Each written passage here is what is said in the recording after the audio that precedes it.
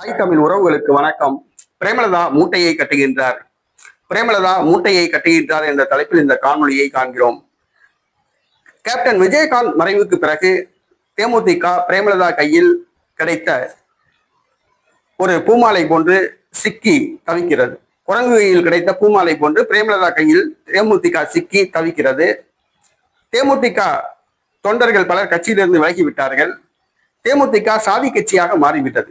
முழுக்க முழுக்க தெலுங்கர்களுடைய கட்சியாக மாறிவிட்டது. 10 பேர் போட்டியிடுகிறார்கள் தேர்தலில், அதுல 7 பேர் தெலுங்கர்கள். அதுவும் அந்த வேட்பாளர்கள்ட்ட பணம் வாங்கிட்டு தான் எம்எல்ஏ சீட் கொடுத்துருக்காங்க.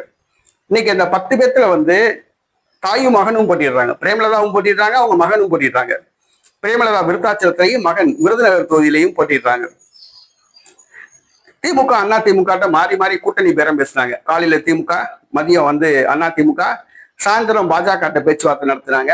பேரம் படியாத காரணத்தினால் கடைசியில திமுக கிட்ட போய் சேர்ந்திருக்காங்க. இன்னைக்கு திமுக கிட்ட 10 தொகுதி வாங்கி தேர்தலில் போட்டிடுறாங்க. திமுக கூட்டணி கட்சிகளே பிரேமலதாவை காலை மாறி விடுகின்றன. விடுதலை சிறுத்தை கட்சி, மதிமுக, மார்க்சிஸ்ட் கம்யூனிஸ்ட் கட்சி, இந்திய கம்யூனிஸ்ட் கட்சி, மனிதநேய மக்கள் கட்சி உள்ளிட்ட பல கட்சிகள் தேமுதிகவுக்கு வேலை பார்க்கல. ஏன்னா நேற்று வந்த கட்சி இன்னைக்கு திமுக கூட்டணியில் அதிக சீட் வாங்கிட்டு போட்டிடுறாங்க.